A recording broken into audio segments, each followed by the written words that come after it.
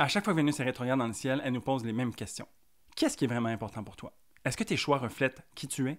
Et surtout, quand est-ce qu'on va oser se choisir? Avec Vénus rétrograde en Bélier, on n'a plus le luxe de vivre dans le compromis. C'est fini de faire semblant ou de porter des masques. Cette rétrogradation est une invitation à se reconnecter à son cœur et à ses valeurs profondes. Mais c'est aussi une année qui nous ramène à nous-mêmes. Ici, elle nous pousse vers notre individualité radicale. On n'aura pas le choix de vivre dans notre authenticité cette année, alors aussi bien le faire de plein gré. Vénus nous ramène toujours dans le choix. C'est une planète qui unifie plutôt que sépare les choses. Elle nous permet donc de revenir, prendre conscience en fait du spectre complet de qui on est, de pouvoir voir l'étendue de ce qui s'offre à nous afin de pouvoir choisir vraiment qui on a envie d'être. On se rappelle, c'est une planète qui nous veut du bien. La vérité dans tout ça par contre, c'est que tout dépend de nous en fait, à savoir si ça va bien aller ou moins bien aller. Et la question qui reste, c'est est-ce qu'on saura se choisir? Bienvenue par ici, moi c'est Gabriel, je suis astrologue et j'adore parler des transits astrologiques du moment afin de venir les mettre en conscience pour savoir comment est-ce qu'on peut les naviguer au mieux. Si tu as envie de rester à jour avec le ciel tout en gardant les pieds sur terre, je t'invite à t'abonner, à liker cette vidéo-là et me dire en commentaire comment tu anticipes cette Vénus rétrograde en Bélier. Alors si on vient placer ça dans le temps, Vénus sera rétrograde du 1er mars au 12 avril. Mais si on prend ça dans son entièreté, on va ressentir les effets de cette rétrogradation du 28 janvier jusqu'au 16 mai. C'est quand même une bonne partie de l'année qui va venir nous remettre beaucoup de choses en question. C'est toujours intéressant avec les rétrogrades de voir les cycles précédents. Et puis Vénus revient pratiquement dans les mêmes degrés en rétrogradation à chaque 8 ans. Donc, si vous voulez faire l'exercice, ça peut être vraiment intéressant de regarder qu'est-ce qui se passait pour vous au printemps 2017. Si on recule plus loin, printemps 2009. Et puis si on recule un peu plus loin encore, printemps 2021. Pour vous donner une idée, moi, Vénus, elle maîtrise ma carrière, ma maison 10 et ma maison 5, de la créativité. Alors pour moi, ça a toujours tourné autour de la manière que j'ai d'être vu et d'être créatif. Donc, printemps 2001, pour moi, je commençais l'école secondaire, donc je m'exprimais d'une nouvelle façon et j'étais perçu aussi d'une nouvelle façon. Je commençais l'adolescence, bref. Après, printemps 2009, c'est là que je terminais mes études pour venir concepteur de jeux vidéo. Et puis, je me lançais dans ma carrière quelques mois plus tard. Et puis, printemps 2017, c'est là que je suis resté en jeux vidéo, mais que j'ai changé de métier au sein de l'entreprise et je suis allé plus dans un côté de gestion. Donc, on voit que c'est une espèce de déroulé, en fait. Quelque chose qui défile à travers le temps parce que le ciel n'est jamais le même nécessairement à chaque fois qu'on rencontre Vénus rétrograde, même si elle est dans les mêmes degrés, pratiquement. Donc, toujours intéressant de regarder pour vous qu'est-ce que Vénus maîtrise dans votre carte, où se trouve le signe du taureau et de la balance, et voir comment ces sujets-là évoluent avec le temps. Mais avant d'aller trop loin, je voudrais aussi juste faire un point sur qu'est-ce qu'une rétrogradation, en fait. En termes simples, une rétrogradation, c'est une illusion d'optique quand on est du point de vue de la Terre et qu'on regarde les planètes dans le ciel. Habituellement, elles se déplacent dans un sens et la rétrogradation fait qu'on a l'impression que la planète recule dans le ciel. C'est pas ce qui se passe astronomiquement parlant, mais en astrologie, on utilise le symbolisme de ça. C'est un petit peu comme quand on est en voiture sur l'autoroute puis qu'on dépasse quelqu'un, on a l'impression que cette voiture-là est en train de reculer, mais en fait, c'est juste que nous, on avance plus vite. Et donc, la vitesse des planètes n'est pas la même nécessairement. Et nous, vu qu'on est un observateur sur un point fixe, on a ce mouvement illusoire qui se provoque. Quand les planètes sont en mode direct, tout va bien, elles s'expriment de manière normale. Lorsque, de notre point de vue, elles ont l'air de reculer, on peut s'imaginer que les choses vont un petit peu plus de travers, ou que les choses prennent plus de temps, ou que des choses inhabituelles peuvent arriver. Les mots-clés qu'on utilise souvent pour parler d'une rétrogradation, c'est de revoir, de refaire, de repenser, de revisiter les choses. Ça, c'est d'un point de vue moderne, parce que ça nous amène dans un mode introspectif, où est-ce que les choses tendent à ralentir, on est plus dans la réflexion, dans la réévaluation. On se tourne vers l'arrière, en fait, un peu comme la planète, pour voir qu'est-ce qui a été et comment est-ce qu'on peut se positionner pour ce qui s'en vient par la suite. D'un point de vue hellénistique, on a toujours parlé de la condition planétaire. Donc, elle fait son mouvement vers l'arrière et elle s'exprime différemment. Donc, on parle de délai, de détour, de changement de plan, de changement de direction aussi. La planète s'exprime aussi peut-être de manière un peu plus rebelle. Ce qui est intéressant ici comme mot, parce que Vénus est en Bélier au moment de sa rétrogradation et elle s'exprime déjà de manière différente qu'à l'habitude. Mais on va regarder les thèmes un petit peu plus en détail. Alors Vénus, qu'est-ce qu'elle maîtrise? Vénus nous parle des relations, du plaisir, de la valeur, de l'argent, de l'amour, des désirs, des choix, de l'art et de la beauté et de l'unification. Donc c'est une planète dite bénéfique qui aime rassembler, qui aime unifier les choses et qui aime être en connexion avec les autres. C'est une planète douce qui nous amène à la légèreté et qui nous amène à profiter de la vie. Donc ça, c'est super cool. Moi, Vénus, je l'aime beaucoup. Vénus sera rétrograde dans le signe du Bélier, par contre, cette année. Le Bélier, qu'est-ce que c'est comme signe? C'est son signe d'inversion. Où est-ce qu'elle est en détriment. Vénus, elle est confortable dans le signe du Taureau ou de la Balance, et puis le signe du Bélier, en fait, il est opposé au signe de la Balance, donc c'est l'endroit le plus loin possible de chez elle. Le bélier, c'est quoi? C'est un signe d'initiation, d'action, d'indépendance, de combativité, de compétition. C'est un signe qui nous parle de courage, de leadership, qui a beaucoup d'énergie, de passion et qui a un esprit pionnier, en fait. T'sais? Donc, on voit bien qu'ici, il y a un tempérament un peu plus solitaire, un peu plus guerrier et fonceur. Les défis que le bélier nous pose, c'est l'impulsivité, l'impatience, le manque de réflexion, la tendance à être un peu plus tournée vers soi. Donc, Vénus en bélier, elle, qu'est-ce qu'elle vient nous offrir? C'est d'être fougueuse, d'être passionnée. Elle a beaucoup d'énergie tournée vers les relations et ce qui est important pour nous, ce qui nous fait plaisir. Donc, on favorise en fait l'expression de ce qui est le plus plaisant pour nous. On pense plus à sa gueule en fait. On aime être libre, on aime être indépendant. On a aussi tendance à être un peu plus frontal dans nos relations. Au lieu d'essayer de chercher l'harmonie, ce qui serait la tendance de Vénus, on cherche un petit peu plus à venir provoquer,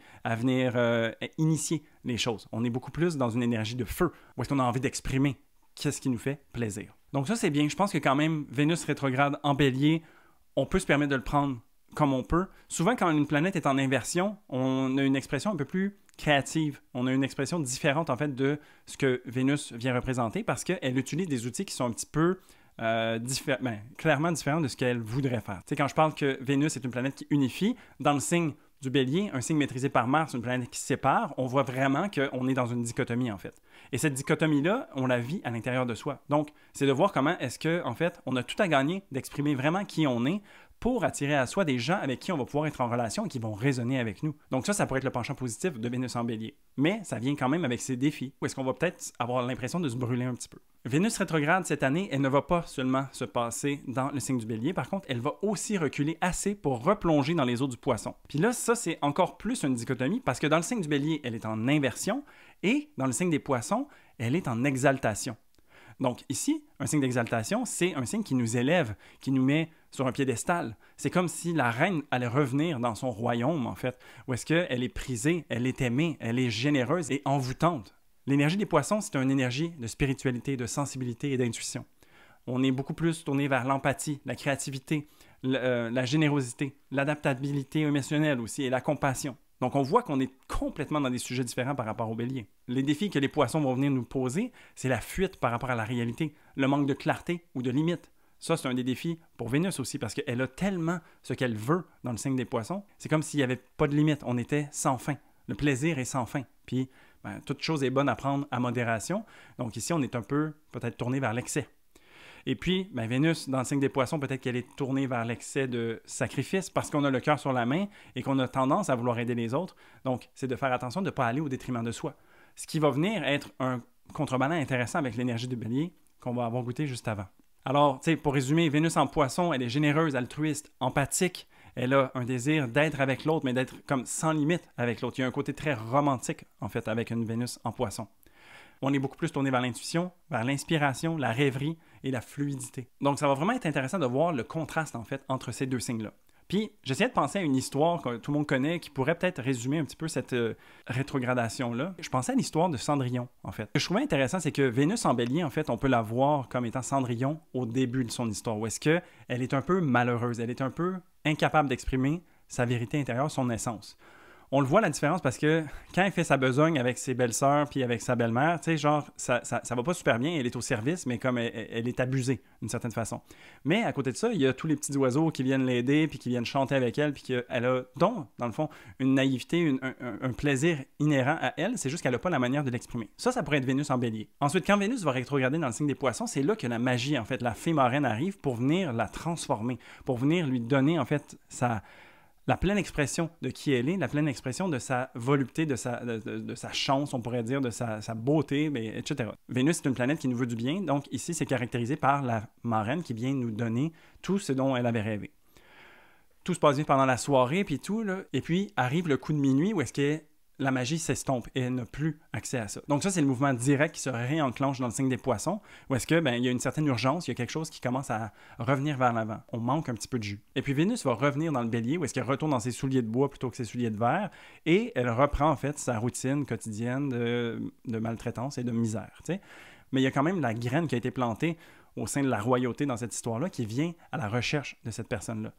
Et puis, qui va finir par la trouver et terminer les contes comme ils terminent toujours. Ils vivent heureux et eurent beaucoup d'enfants. Donc, je trouvais ça quand même intéressant de peut-être faire juste ce parallèle-là avec cette histoire-là pour voir un peu comment ça vient se dérouler dans le temps. Mais revenons un petit peu sur Terre et on va regarder un petit peu se dérouler là, comment ça se passe dans nos vies à nous. Alors, cette histoire de Vénus rétrograde en Bélier commence le 28 janvier, où est-ce qu'elle entre dans sa période d'ombre. C'est à ce moment-là que les changements commencent. On est invité à porter attention à ce qui fait plus de sens pour nous. On est là à regarder un petit peu qu'est-ce qui nous fait plaisir, qu'est-ce qu'on valorise dans la vie, dans quel genre de relation est-ce qu'on est. On est en train d'observer ça puis de voir en fait que il y a peut-être quelque chose qui cloche. Il y a peut-être quelque chose qui est à l'intérieur de nous, on le sait. Je dis que les poissons, c'est un signe d'intuition, donc à l'intérieur de nous, on sait qu'il y a peut-être quelque chose qui ne va pas, mais on n'arrive pas nécessairement à mettre le doigt dessus parce que peut-être que ce qu'on voudrait vraiment va à l'encontre du personnage qu'on s'est créé. Peut-être qu'on cherche à garder l'harmonie puis que tout le monde y trouve son compte et puis de penser un peu plus pour sa gueule, ça viendrait déranger certaines personnes. Donc dans cette période-là, c'est de voir vraiment qu'est-ce qui commence à clocher pour nous. Quelques jours plus tard, Vénus va faire sa conjonction à Neptune. Ça, c'est une conjonction qui est intéressante parce qu'on va la rencontrer 3 fois pendant la rétrogradation. 2 fois en Poisson et 1 fois en Bélier. Vénus conjoint Neptune, il y a vraiment une exacerbation, en fait, de l'énergie des Poissons. Vénus, elle est extrêmement confortable et Neptune s'exprime quand même assez bien dans l'énergie des Poissons. C'est une conjonction qui va nous amener à rêver beaucoup. On va se sentir inspiré, comme si les muses tournaient autour de nous. On avait donc l'impression que tout pourrait être tellement parfait, seulement si on se permettait de le vivre ou si tout le monde pouvait donc comprendre qu'est-ce qu'on avait besoin en fait. Neptune, c'est une planète qui nous amène de l'inspiration, donc, mais nous amène aussi de la confusion. Donc, peut-être aussi que ça va nous mettre face à notre réalité, puis on va avoir envie de ne plus vivre cette réalité-là. Donc, on va avoir envie de la fuir, d'avoir l'impression qu'on court à sa perte. T'sais? Donc, Vénus ici nous parle de ce qui est important pour nous, et Neptune amplifie ça en nous montrant qu'est-ce qui pourrait être possible, mais en nous montrant aussi qu'est-ce qui est la réalité et comment est-ce qu'on pourrait s'en échapper. Alors ici, ça va vraiment être de trouver à l'intérieur de nous comment est-ce qu'on peut vivre ça de manière ancrée, de venir se grounder par rapport à ça, parce que ça vient exacerber en fait ce sentiment d'urgence par rapport à qu'est-ce que l'on a envie d'avoir pour soi. Et puis ça peut nous amener à avoir des idées un peu de grandeur. Avec Neptune, ça vient nous mettre des lunettes roses et on peut s'imaginer des choses plus belles qu'elles ne sont. C'est un transit qui est important parce que ça vient nous ouvrir la porte sur quelque chose de plus grand, mais il faut aussi s'assurer d'utiliser son discernement puis de rester ancré à travers ça parce que sinon, on a vraiment le potentiel de perdre les pédales. Puis ça, c'est d'autant plus vrai que Vénus ne rencontre pas uniquement Neptune, elle rencontre aussi le nœud nord. Le nœud nord qui, je le rappelle, dans une astrologie hellénistique, est comme un bouton de volume, en fait. Et puis le nœud nord, c'est celui qui monte le volume. Alors tout ce qu'on ressent par rapport à Vénus en tant que telle, couplé de la conjonction à Neptune que je viens de décrire, bien, tout ça est mis à 11 sur 10, d'une certaine façon. Alors, vraiment, je crois qu'ici, c'est un appel, surtout parce qu'on est dans la période d'ombre, donc où est-ce qu'il faut porter attention, c'est de voir, en fait, qu'est-ce qui est vraiment juste pour nous? Sur quoi est-ce qu'on a besoin de mettre notre énergie, en fait? Ensuite, le 4 février, Vénus va entrer dans le signe du Bélier, donc où est-ce qu'elle entre dans son signe d'inversion. Elle perd des ressources. Donc, c'est comme si elle tombait de son trône d'une certaine façon. Elle se ramasse un peu plus seule, isolée peut-être. Elle est dans son autonomie, dans son indépendance, qui peut être choisie ou non, mais c'est de voir comment est-ce qu'on est confortable de prendre soin de soi. Ça ne veut pas dire nécessairement qu'on va se couper du monde, quoique c'est une possibilité, mais c'est de voir en fait que les gens ne vont pas nécessairement aller outre mesure pour nous aider. Ici, on est un peu plus par soi-même et c'est pour ça qu'il y a ce retour vers l'égocentrisme et l'impulsivité parce que ça nous demande d'être audacieux, ça nous demande de faire des choses avec courage et différemment. Puis, ben, ça va un peu à l'encontre de ce que Vénus voudrait parce qu'elle elle cherche la cohésion et l'harmonie avec les autres, mais c'est comme si on avait besoin de se défendre pour soi-même et donc on prend un peu plus de place. Ensuite, on avance dans le temps et Vénus va devenir rétrograde le 1er mars. Donc ici, c'est là que les remises en question de nos valeurs se font ressentir le plus. Il y a des changements importants qui peuvent arriver, mais qui sont déjà ressentis depuis plus d'1 mois déjà. Alors ici, on doit faire face à la réalité. On est dans un signe qui nous demande d'être plus indépendant, où est-ce qu'on doit faire avec les moyens du bord, on a moins de ressources. Et ici, on a besoin de s'assurer qu'on reste en accord avec ses valeurs. Donc, on paye le prix, on agit de la manière qui se doit, parce que sinon, qui va le faire pour nous? T'sais? Il faut qu'on s'écoute, en fait, et qu'on agisse. Puis pendant ce temps-là, il y a aussi une forte concentration dans l'énergie des poissons. On a une nouvelle lune en poisson, on a Saturne, Neptune, Mercure, le nœud nord, qui sont toutes dans les derniers degrés du poisson et qui viennent ajouter, en fait, à cette désillusion globale, si je peux dire, où est-ce qu'on a vraiment l'impression de perdre les pédales. Mais nous, on est comme un petit peu extérieur à ça, du point de vue de Vénus, et on a besoin, en fait, d'agir dans une sorte d'urgence parce que c'est de la préservation, ici. Donc, en fait, avec Vénus rétrograde en Bélier, on commence à s'attaquer aux problèmes qui se sont manifestés. Puis là, ça donne l'impression qu'il y a un gros combat, mais ça va être très vécu à l'intérieur parce que toute l'année au complet nous ramène toujours à l'intérieur, puis à travers le signe du Bélier surtout, c'est là que c'est à nous d'agir, en fait. Mais il y a quelque chose dans l'air qui nous amène beaucoup de confusion ou de flou, tu sais, puis on doit naviguer un peu à l'aveugle. On doit agir avec son instinct. Mais pas que, parce qu'il va y avoir une conjonction intéressante le 11 mars où est-ce que Mercure et Vénus dans le ciel vont se rejoindre. Ils vont se rejoindre pas juste à n'importe quel moment, parce que Mercure aussi va devenir rétrograde à partir du 15 mars. Donc ici, c'est comme si on avait des prises de conscience. C'est comme si on est beaucoup tourné vers le cœur avec nos valeurs, ce qui est important pour nous, le relationnel et tout ça, comme on doit se défendre en fait pour soi-même, pour ce qui est important pour nous. Mais ici, Mercure, qui représente le mental, l'intellect et la manière qu'on a de communiquer et d'échanger, vient se mettre de la partie. Mais il vient se mettre de la partie pour rentrer aussi à l'intérieur. Donc, c'est comme si tout ce travail qu'on fait à essayer de naviguer cet espace un peu flou et de savoir où est-ce qu'on se situe par rapport à ça, le mental y est aussi. Et puis, on essaie de comprendre comment est-ce qu'on a pu en arriver là. Mercure, tout comme Vénus, va se permettre de regarder en arrière, voir c'est quoi la totalité des choses qui ont été faites pour en arriver là. Et du moment qu'on a ça en conscience, mais on peut agir peut-être différemment. Ça va prendre quelques jours à mijoter tout ça, où est-ce qu'on est vraiment tourné vers soi, vers l'intérieur, à savoir quel genre de personne est-ce qu'on a envie d'être par rapport à l'extérieur, par rapport aux autres. Le moment de clarté, vraiment le plus fort, va se faire ressentir le 22 mars quand Vénus va faire son quasimi avec le Soleil. Ici, Vénus reçoit un genre de nettoyage du Soleil, puis j'ai l'impression que dans notre histoire de Cendrillon, c'est là qu'on rencontre la fée marraine. Parce que le Soleil, lorsqu'il est en Bélier, il est exalté lui-même aussi. Donc, il vient nous offrir une espèce de support, il vient nous offrir... Tu sais, c'est déjà le cas avec un quasimi normal, mais là, c'est un quasimi sur les stéroïdes, où est-ce qu'il y a beaucoup d'énergie. Le Soleil est extrêmement puissant et vient aider à nettoyer, à brûler en fait les choses, les croyances que Vénus en Bélier peut faire. On s'imagine vraiment que Vénus en Bélier, elle est un petit peu laissée pour compte, elle est seule à travers ce désert. Puis là, il y a vraiment cette espèce de bénédiction qui vient lui être portée, où est-ce qu'elle reprend un peu de souffle pour le reste de la rétrogradation, parce que le quasimi vient marquer la moitié de la rétrogradation. Aussi, fait intéressant, c'est que quand Vénus rencontre le Soleil comme ça, elle passe d'un état d'étoile du soir à un état d'étoile du matin. Donc, lorsque Vénus est une étoile du soir, elle est plus en mode réceptif. Elle est plus passive par rapport à ce qui se passe autour d'elle. Le fait qu'elle devienne étoile du matin, ça veut dire qu'elle se lève avant le Soleil, en fait, dans le ciel. Ça la rend beaucoup plus active, ça la rend plus masculine, où est-ce qu'elle est capable d'agir et elle a cette volonté d'initier les choses beaucoup plus. Donc, je crois qu'ici, c'est comme si Vénus reprenait du courage, reprenait un second souffle qui va lui permettre de finir son passage dans le Bélier et qui va aussi lui donner le courage de, éventuellement, y retourner. Vénus va entrer dans le signe des Poissons à partir du 27 mars et ici, bien qu'elle va être en rétrogradation toujours, elle retourne dans cette exaltation. Donc, elle reprend en fait des forces et elle reprend de sa puissance. Ça va être intéressant de voir comment ça va se déployer parce qu'ici, on va faire la deuxième rencontre avec Neptune et le nœud nord. Donc, la désillusion qu'on a peut-être ressentie au mois de février vient être de nouveau goûtée en cette fin de mars et c'est de voir face à quel genre de rêverie est-ce qu'on va avoir à faire face pour la suite des choses. Vénus vient de recevoir une bonne dose d'énergie du Soleil et puis dans le signe des Poissons, c'est comme si elle se revigorait elle-même. Donc j'ai l'impression qu'on va peut-être avoir tendance à monter sur nos grands chevaux. On va être rempli d'espoir, rempli d'inspiration à vouloir agir pour soi. Tu sais, c'est comme si, en fait, la facilité venait se réinstaller, mais on est toujours en rétrogradation. Donc, on n'est pas capable de vraiment l'exprimer à son plein potentiel. Et donc, c'est ici que peut-être l'illusion va se jouer. Je crois que, encore une fois, comme toujours, avec une conjonction à Neptune, il faut rester groundé. Mais ici, c'est de s'assurer, en fait, qu'on n'est pas en train de partir sur des histoires ou qu'on est en train de s'imaginer quelque chose de plus beau qu'il l'est. Je ne dis pas de ne pas en profiter, parce que Vénus en Poisson, quand ça arrive, c'est bien, c'est super cool, on en profite. C'est juste que je veux qu'on puisse en profiter et qu'on puisse rester, en fait, vrai par rapport à la réalité qu'on va vivre à ce moment-là. Tu sais, il y a encore un bon moment à passer de Vénus rétrograde ici, puis il ne faudrait pas perdre les pédales. Bref. Le 4 avril, on sort un petit peu de Vénus rétrograde en tant que tel, mais il y a un aspect vraiment important dans le ciel qui se passe, c'est Saturne qui fait son sextile à Uranus. Ici, c'est qu'il y a des nouveautés qui s'offrent à nous, et c'est de voir quel prix est-ce qu'on est prêt à payer pour pouvoir en profiter.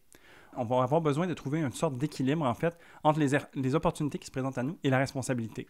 Ça vient faire écho un petit peu à Vénus en Poisson, qui est un petit peu plus fofolle, en fait. Tu sais, comme on est moins dans le tangible, et puis, ben, ici, ça nous ramène à comment est-ce que ça va prendre forme, en fait, tout ça. Puis Saturne, ici, vient nous aider à ça. Tu sais, Vénus et Saturne vont redevenir en coprésence dans le signe des Poissons, et puis Saturne va nous ramener à l'ordre en nous disant, ben, c'est correct de dire oui aux choses qui sont alignées, mais c'est aussi correct de dire non aux choses qui ne le sont pas.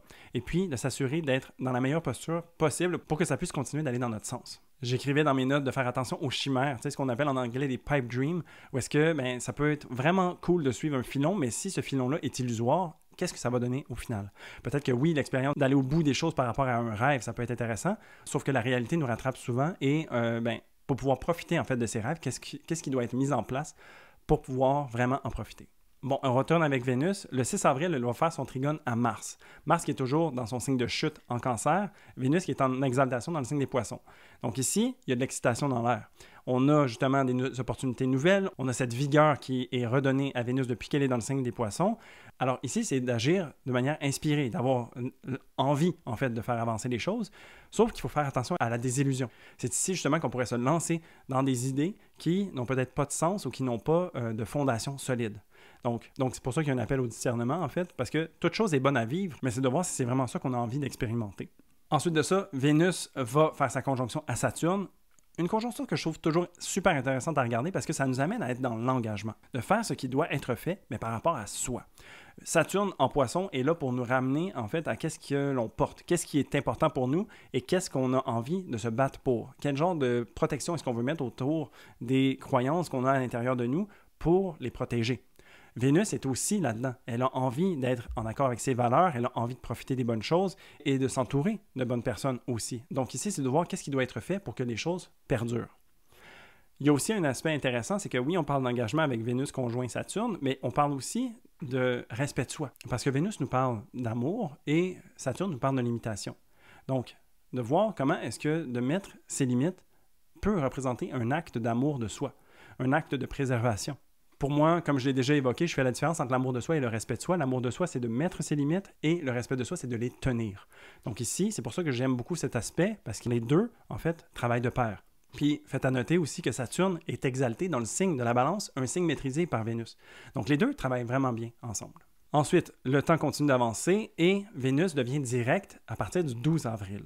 Donc ici, les déblocages se font ressentir. On est toujours dans l'énergie des Poissons. On n'est pas très tourné sur l'ancrage, mais si on peut se permettre de l'être, je pense que ça va nous aider à venir vivre tout ça. Parce que oui, il y a des déblocages, mais il y a aussi beaucoup de choses qui se font ressentir. Alors, il y a Mercure qui va devenir direct aussi. Donc, il y a des prises de conscience au niveau mental qui viennent s'effectuer et qui commencent à prendre du sens. Il y a aussi une autre conjonction à Saturne qui va se faire ressentir et une autre conjonction au nœud nord.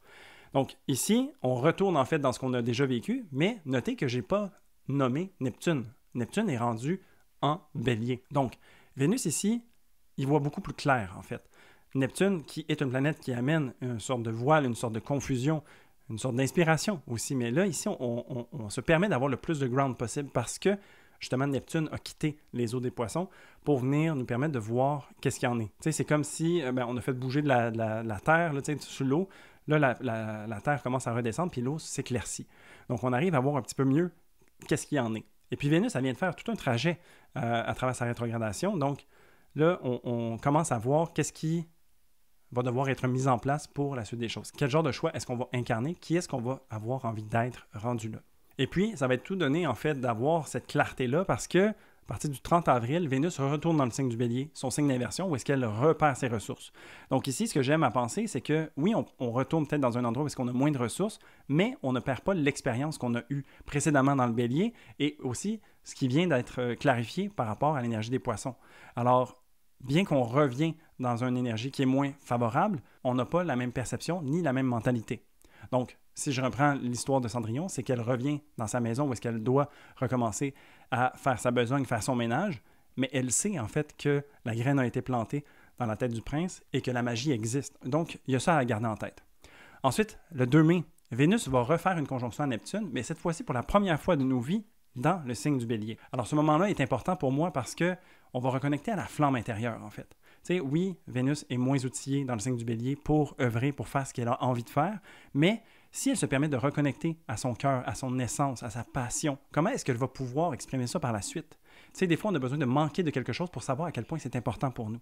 Ici, j'ai l'impression que Neptune vient nous montrer, en fait, ce côté-là qu'on ne connaissait peut-être pas et vient nous montrer, en fait, l'importance qu'il représente pour nous, vient nous donner la perspective nécessaire. Aussi, ça peut être un moment où on se permet de comprendre que dans une relation, dans ce qui est important pour nous, dans nos valeurs, en fait, le cœur a vraiment une place importante et qu'on se permet, en fait, de l'assumer.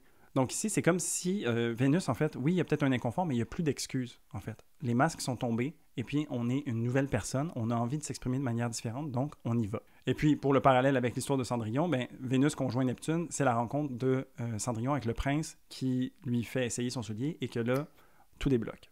Ensuite, le 16 mai, Vénus va sortir de sa période d'ombre et enfin, on est rendu au bout de ce voyage qui nous a permis de reconnecter avec ce qui est important pour nous à un niveau qu'on n'aurait peut-être pas imaginé au préalable. Puis, je tire un petit peu la sauce, mais aussi, on va vraiment sentir que ça commence à faire du bien 2 à 3 semaines plus tard, où est-ce que Vénus va entrer dans le signe du Taureau et que Jupiter va également être dans le signe du Cancer.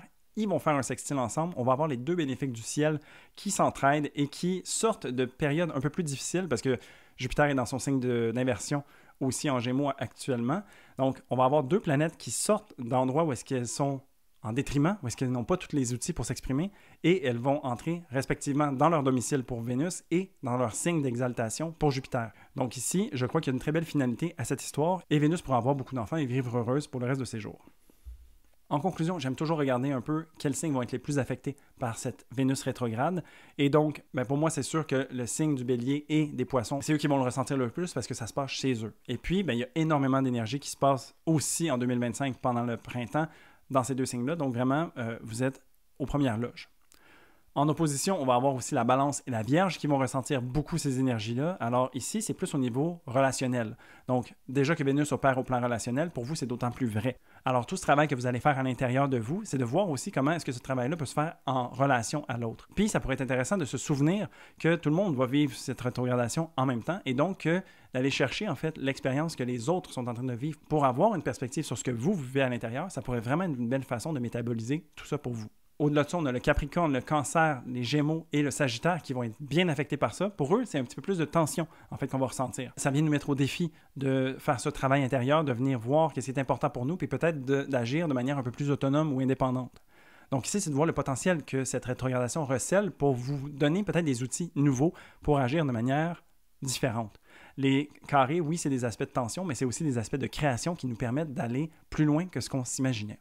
Au-delà de ça, il y a ceux qui sont maîtrisés par Vénus cette année qui vont vraiment être aux premières loges parce que les transits de Vénus vont être ceux qui sont le plus importants pour vous. Et puis j'en ai déjà parlé, mais les gens qui sont nés de nuit vont peut-être plus en profiter de ce travail-là que les gens qui sont nés de jour parce que Vénus est une planète nocturne et donc a tendance à favoriser les gens qui sont nés de nuit. Ça ne veut pas dire que pour les gens qui sont nés de jour, vous n'allez rien ressentir, c'est juste que c'est moins à l'avant-plan pour vous. Alors comme toujours avec les rétrogradations, plutôt que de redouter ces périodes, c'est de les voir comme des invitations à aller à l'intérieur et de revoir certains aspects de notre vie. En l'occurrence, ici, on parle des relations, de ce qui est important pour nous. Et puis, toute cette clarté-là, en fait, on la porte avec nous pour le reste du temps où est-ce que Vénus ne sera pas rétrograde. Sinon, le printemps, cette année, est vraiment quelque chose. Il est vraiment intense parce que entre les rétrogradations et les éclipses, que je n'ai même pas parlé, mais la rétrograde de Vénus se passe pendant la saison des éclipses, il y a beaucoup de remises en question. Même si c'est intense puis un peu complexe puis tout s'empile un par-dessus l'autre, c'est là pour nous remettre sur la bonne voie. La voie du cœur, la voie du choix. Et puis, c'est à nous de voir comment est-ce qu'on va jouer avec tout ça. Qui est-ce qu'on va choisir d'être au travers de cette période. Sur ce, je te souhaite une très belle Vénus rétrograde en Bélier et en Poisson. N'hésite pas à liker cette vidéo-là si tu as aimé ça. Et en commentaire, je serais curieux de savoir comment est-ce que tu anticipes cette longue période de rétrogradation de Vénus. Si tu as envie de travailler avec moi, il faut prendre son mal en patience parce que je suis redevenu papa à la maison et donc j'ai un petit peu moins de disponibilité, mais je suis quand même capable de prendre des rendez-vous. Il faut juste avoir une certaine forme de flexibilité. La meilleure façon pour rentrer en contact avec moi par rapport à ça, c'est de m'écrire sur Instagram ou de m'écrire par courriel. Merci beaucoup d'avoir été là et je vous dis à très bientôt.